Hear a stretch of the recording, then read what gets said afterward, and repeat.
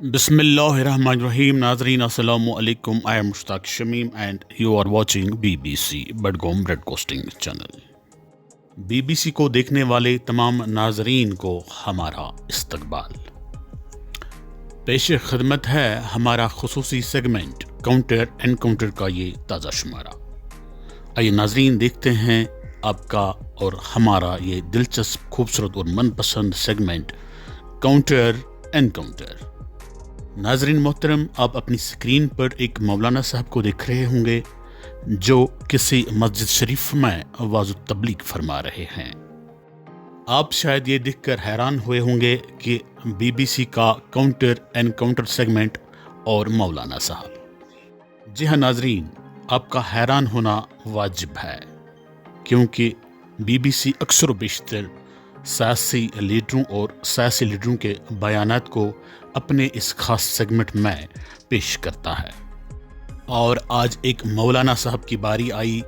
ये क्या माजरा है, शायद आप ये सोच रहे होंगे। जी हाँ, मैं आपको बताता चलूं कि माजरा क्या है। माजरा ये है कि आज हस्ब आदत सुबह सवेरे जब मैं फेसबुक पोस्ट्स देख रहा था, वीडियोस देख रहा था, तो इसी असना में एक वीडियो इस मौलाना साहब का मेरी आंखों के सामने से गुजरा। मैं रुक गया, इसको सुनने की कोशिश की और यहाँ पर सुनकर मुझे हैरानगी हुई कि ये मौलाना साहब, जिसके अभी दूध के दांत भी नहीं निकले हैं, जिसकी जुबान अभी तूतलाना पन की शिकार है, आखिर ये अपने सफ़ सामीन को क्या समझाने की कोशिश कर रहा है, क्या बताने की कोशिश कर रहा है। हालांकि अब जानते हैं कि हमने इस सेगमेंट में कभी भी किसी मौलाना साहब को निशाना नहीं बनाया, कभी भी किसी फिक्र, किसी अकीदे को टारगेट नहीं किया, क्योंकि ये मेरे डोमेन में नहीं आता है। लेकिन आज रिवायत से हटकर मैंने इस मौलाना साहब को अपने इस खास सेगमेंट के कटहरे में खड़ा क्यों किया है। आइए पहले सुनते हैं इस मौलाना साहब की ये तकरीर, ये अल्फाज, ताकि मौलाना साहब की ये तकरीर और ये अल्फाज सुनकर आप खुद ब खुद समझ जाएंगे कि आखिर क्यों BBC को अपने सेगमेंट काउंटर एनकाउंटर की कचहरी में एक मौलाना साहब को खड़ा करने की ज़रूरत महसूस हुई है।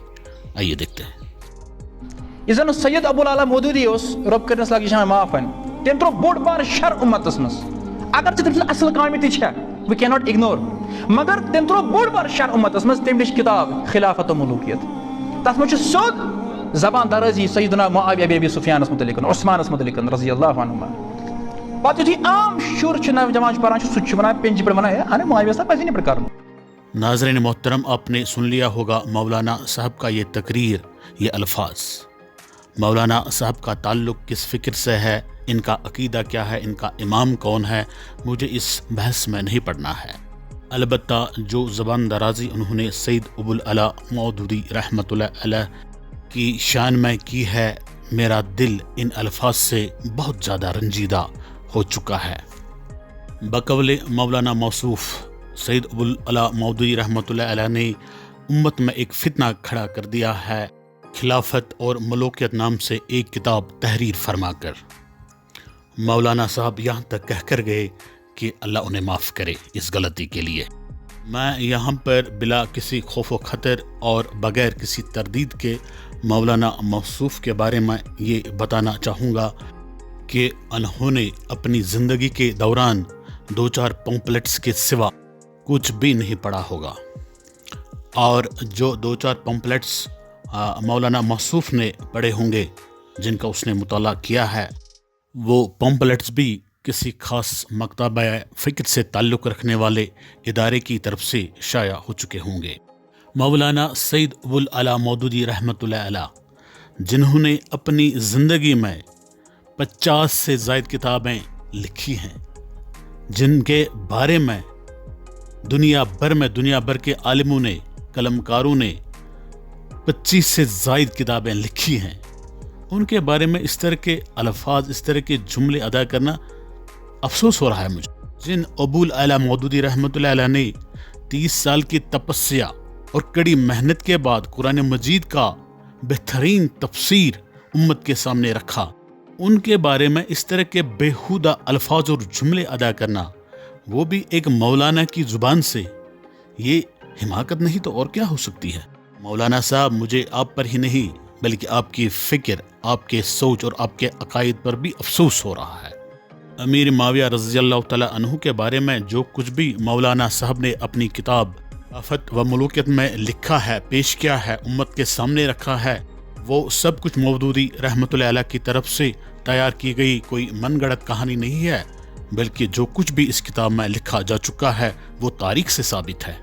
آپ تو ابھی تعلیم اور مطالعے کے تالاب میں گوتے کھا رہے ہو۔ جب آپ سمندر کی راہ لوگے، سمندر میں گوتے کھانے شروع کر دو گے، تب جا کے مولانا مودودی رحمۃ اللہ کے بارے میں اس طرح کے جملے ادا کر لینا۔ آپ اسلامی لٹریچر بعد میں پڑھیے گا، پہلے آپ مودودی صاحب کو پڑھیے گا، مودودی صاحب کی کتابوں کو پڑھیے گا، مودودی صاحب پر لکھی گئی کتابوں کا مطالعہ کیجیے گا، تب جا کے آپ مولانا مودودی رحمۃ اللہ علیہ کی پرچھائی کے تھوڑے سے حصے کو جان پاؤ گے۔ آؤ، میں آپ کو اور آپ کے جو ساتھی ہیں اور آپ کے جو ہم نوالا اور ہم رکاب ہیں، ان سب کو میں یہاں پر اس پروگرام کی وساطت سے مودودی علیہ رحمہ کے بارے میں تھوڑی بہت جانکاری فراہم کرنے کی کوشش کروں گا۔ حضرت مولانا ابو العلا مودودی رحمۃ اللہ علیہ جن علماء، جن عالم الدین، جن کی شخصیت، جن کی تعلیمات سے متاثر تھے، ان میں حضرت ابن تیمیہ رحمۃ اللہ علیہ، خواجہ معین الدین چشتی رحمۃ اللہ علیہ، حضرت شاہ ولی اللہ دہلوی رحمۃ اللہ علیہ، ڈاکٹر سر محمد اقبال رحمۃ اللہ علیہ کے نام قابل ذکر ہیں۔ مولانا مودودی رحمۃ اللہ علیہ سے جو مولانا، جو اشخاص، جو مفسر، جو مفکر متاثر رہے، ان میں حسن البنا رحمۃ اللہ علیہ، ڈاکٹر اسرار احمد رحمۃ اللہ علیہ اور امام کعبہ خالد گامدی رحمۃ اللہ بھی شامل ہیں۔ آؤ، میں یہاں پر آپ کو مولانا مودودی رحمۃ اللہ علیہ کی طرف سے تصنیف فرمائی گئی عالمی شہرت یافتہ کتابوں اور تصانیف کی جانکاری فراہم کروں گا، جن کا تقریباً دنیا بھر کی تمام اہم زبانوں میں ترجمہ بھی ہو چکا ہے۔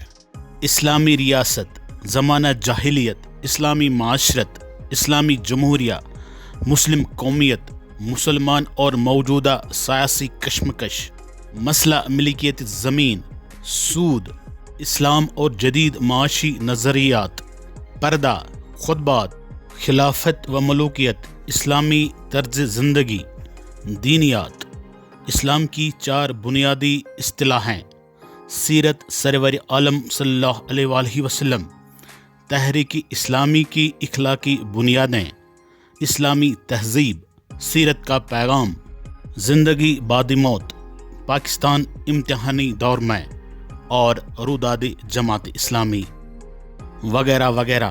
ان کے علاوہ بھی بہت ساری کتابیں ہیں جو مودودی صاحب کی تصانیف میں شامل ہیں۔ مودودی علیہ رحمہ کی تصانیف میں جن کتابوں کو اعلیٰ درجہ حاصل ہے، جو شاہکار مانی جاتی ہیں، ان میں تفہیم القرآن، قانون اور آئین، قادیانی مذہب کے سوالات اور جوابات، ختم نبوت کا بیان قابل ذکر ہے۔ مولانا صاحب مودودی علیہ رحمہ صرف ایک مفکر، مفسر، مدرس اور مصنف ہی نہیں تھے، بلکہ وہ ایک اعلیٰ پایہ کے مدیر اور صحافی بھی تھے۔ 1932 عیسوی میں انہوں نے اپنا رسالہ ترجمان القرآن کی اشاعت شروع کی، اور اس رسالے نے برصغیر کے ساتھ ساتھ تمام عالم اسلام میں ایک انقلاب برپا کر دیا تھا۔ اپنا رسالہ ترجمان القرآن کی اشاعت شروع کرنے سے قبل مودودی علیہ رحمہ کئی اہم قومی اخبارات اور رسالہ جات کا مدیر اعلیٰ بھی رہ چکے تھے۔ مولانا مودودی صاحب کی زندگی سے ایک خاص تاریخی واقعہ جڑا ہے جو ان کی ذہانت اور قابلیت کو درشاتا ہے۔ وہ یہ کہ بتایا جاتا ہے کہ محمد علی جوہر نے جامع مسجد دلی میں تقریر کے دوران اس خواہش کا اظہار کیا تھا کہ کاش کوئی شخص جہاد کی پوری وضاحت کرے تاکہ مخلوط سماج میں جو اس لفظ کو لے کر غلط فہمیاں پھیلائی جا رہی ہیں، محسوس کی جا رہی ہیں، وہ دور ہو سکے۔ تو بتایا جاتا ہے کہ مودودی علیہ رحمہ نے محمد علی جوہر رحمۃ اللہ علیہ کی اس پیشکش کو قبول کر لیا اور ایک کتاب لکھی جہاد پر، جس کا نام انہوں نے رکھا الجہاد فی الاسلام۔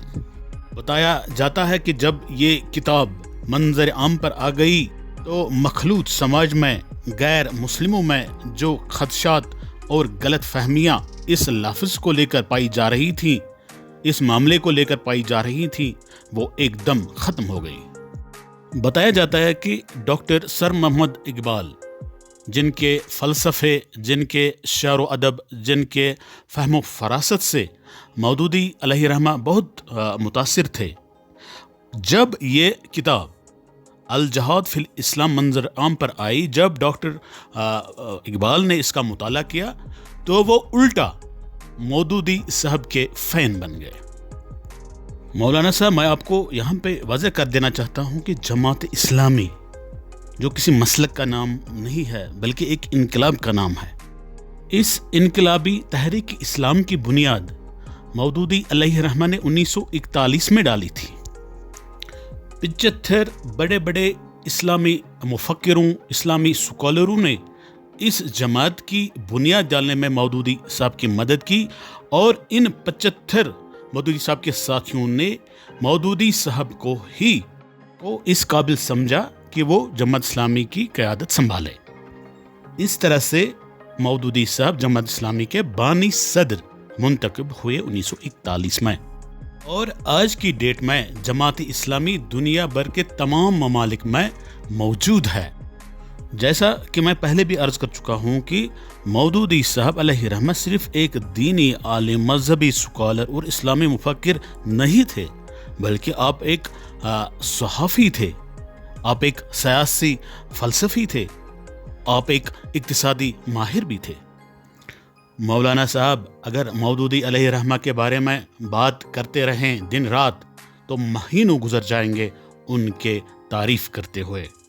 بہرحال میں آج کے پروگرام کو سمیٹنے کی کوشش کرتا ہوں، لیکن ایک بات آپ کے ساتھ ضرور شیئر کرنا چاہوں گا، وہ یہ کہ مولانا مودودی رحمۃ اللہ علیہ کی وفات امریکہ کی نیو یارک سٹی میں مولانا کا نماز جنازہ 6 مرتبہ پڑھایا گیا۔ اتنے لوگوں کی وہاں پہ بھیڑ جمع ہو چکی تھی نماز جنازہ ادا کرنے کے۔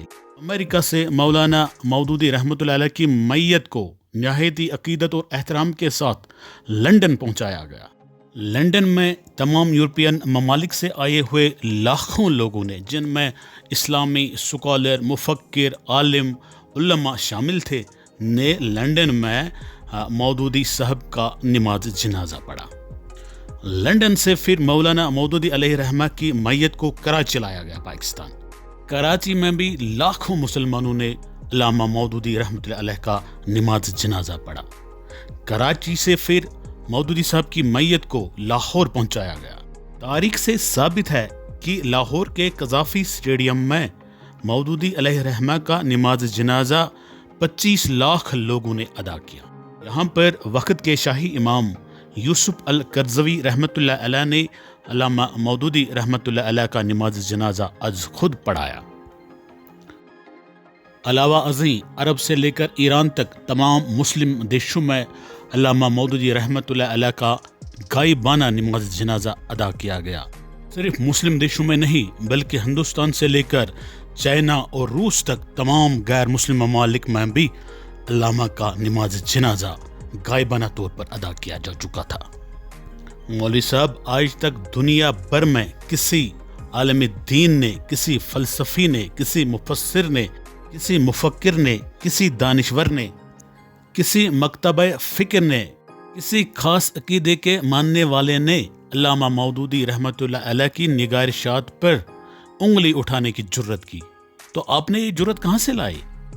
علامہ مودودی صاحب نے تفہیم القرآن اور ترجمان القرآن کے ساتھ ساتھ درجنوں تصنیفات منظر عام پر لانے میں کامیابی حاصل تو کر ہی لی، لیکن مودودی صاحب پر جو کتابیں لکھی گئی ہیں مختلف علماء کی طرف سے، مختلف مصنفوں کی طرف سے، ان کتابوں کے نام بھی ذرا سن لیجئے اور ان کتابوں کا نام ذرا یاد کرنے کی بھی کوشش کر لیجئے گا۔ جی ہاں، ایک شخص ایک کارواں، المودودی رحمۃ اللہ علیہ، ادبیات مودودی رحمۃ اللہ علیہ، اقبال رحمۃ اللہ علیہ اور سید مودودی رحمۃ اللہ علیہ کا تقابلی مطالعہ۔ علامہ اقبال اور مولانا مودودی رحمۃ اللہ علیہ۔ امام مودودی ایک معلم، ایک مفکر، ایک مجدد۔ مولانا مودودی رحمۃ اللہ علیہ اور فکری انقلاب۔ مولانا مودودی رحمۃ اللہ علیہ کی نثر نگاری، سید مودودی کا عہد، سید مودودی کے تعلیماتی نظریات، سفر نامہ ارض القرآن اور علامہ اقبال قائد اعظم اور سید مودودی۔ ان تصانیف کے علاوہ بہت ساری اور بھی تصانیف ہیں جن کو صرف اور صرف مودودی علیہ رحمہ کی تعریف میں لکھا جا چکا ہے، اور آپ کو یہ کہتے ہوئے شرم تک محسوس نہیں ہوئی ہے کہ مودودی علیہ رحمہ نے امت میں ایک فتنہ پیدا کر دیا تھا اور ان کو اس کے لیے معافی مانگنی چاہیے۔ معافی تو آپ کو مانگنی چاہیے امت سے، اور وعظ و تبلیغ کے نام پر یہ بکواس جو آپ کر رہے ہیں اس کو بند کر دینا چاہیے۔ شکریہ ناظرین، بی بی سی کے ساتھ بنے رہنے کے لیے آپ کا بہت بہت شکریہ۔ Thanks for watching B B C.